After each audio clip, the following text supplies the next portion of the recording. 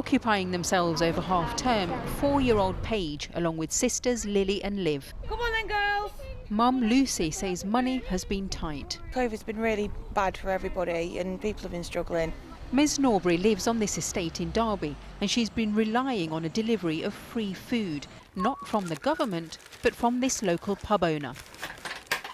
In the past few days, the debate over provision for the most vulnerable has become increasingly bitter. Lovely. OK, God bless you. If you need anything else, you know where we are, all right? Some people in the government have argued that it's not their responsibility to provide free school meals in the holidays. You're a parent, you should be feeding your children. I would agree with that usually, but given the circumstances, you don't know people's situations, you don't know their circumstances, and people like me who, I mean, I'm actually autistic, so I don't know how to do anything else but music.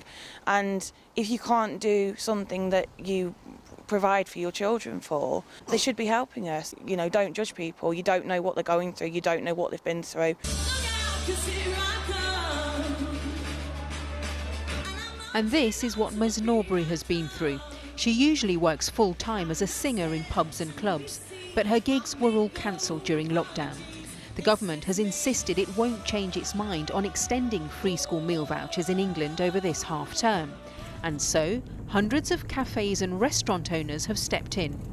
Connie Eleftherio was inspired by footballer Marcus Rashford's campaign, but had no idea of the response he'd get when his pub in Derby offered to provide free hot meals to those in need this week.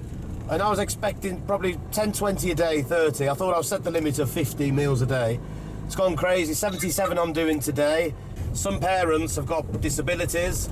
They can't go to work, they've lost their job. The furlough's going to stop in October. In fact, it's not that child's fault. Mr Eleftheriou's business is in Derbyshire. The Tory-led council here is one of several across the country who have also pledged to provide help, as criticism of the government's position heats up. So whose responsibility is it to provide food for the most vulnerable? A number of Tories feel that the government has misread the mood of the country. But there are reports that ministers are looking at how to provide more support for the poorest families over Christmas. In other words, how to perform a U-turn without calling it a U-turn.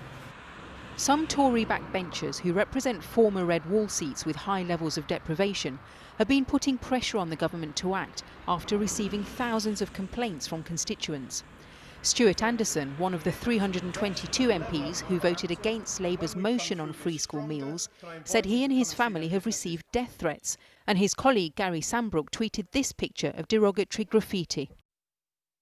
What can I get you? Who else wants it? Serving up a hospital meal today when he was repeatedly pressed about free school meals, the Prime Minister admitted he hasn't spoken to Mr Rashford this week. I haven't spoken to Marcus since June, but as I say, I think that what he's doing is terrific, and we support the local councils, and indeed we fund the local councils.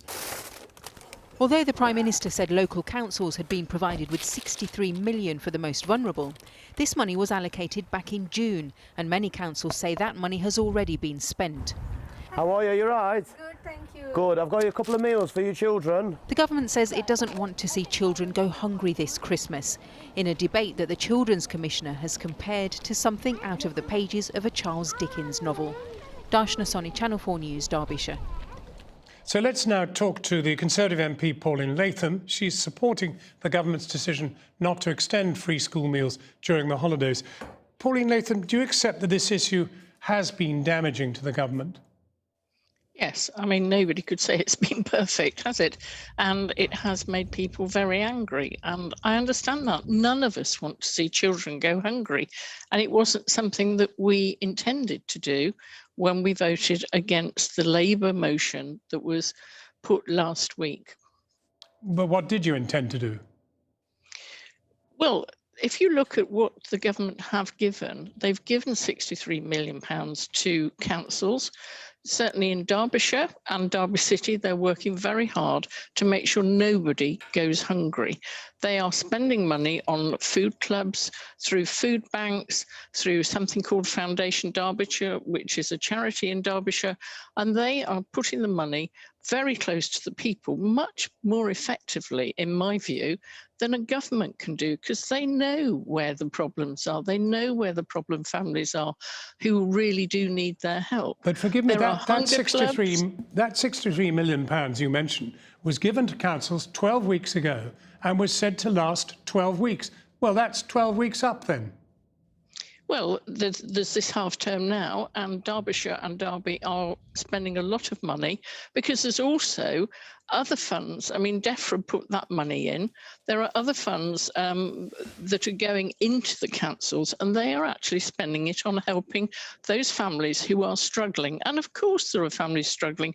We've got more people unemployed. We didn't expect to have a pandemic.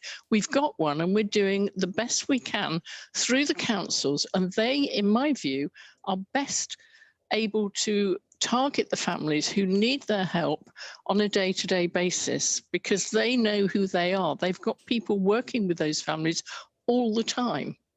Why do you think Marcus Rashford struck a chord? Because he's a great footballer, or because he was telling the truth? Well, probably a bit of both. I think probably what should happen is he should go and see Boris Johnson and talk to him about the things that the government are doing, the way we are trying to help the children to make sure that they don't go hungry. And I think there's been a fantastic lot of businesses who've come forward to help those children and to stop them going hungry. And I applaud those. That is real look after your neighbour, look after your friends, look after everybody in your community. And I think that that's been a very good thing. We've seen the Bubble Inn in Stenson, who are working very hard, but they're not alone. There are lots of businesses helping people from starving. With respect, a lot of your colleagues are changing their minds. Are you prepared to? Well, I would rather that we were making sure that the families who need the help are targeted. And that's why I would prefer the money to go through local councils, because, as I said before, they know where these people are and they can target them much more effectively than the blunt tool that the government does. So let's put the money into local councils. And in a word, would you urge Boris Johnson to meet with Marcus Rashford, as you mentioned? Yes, I hope he does meet with him. He's met with him before. I think they need to sit down and have a chat. And let's hope that we can put more funding through the councils to make sure nobody in the run up to Christmas and over the Christmas period goes without food, because that would be terrible. Pauline and particularly when the weather's cold, it's not much fun. Pauline Nathan, thank you very much indeed for joining us. Thank you. Stuart.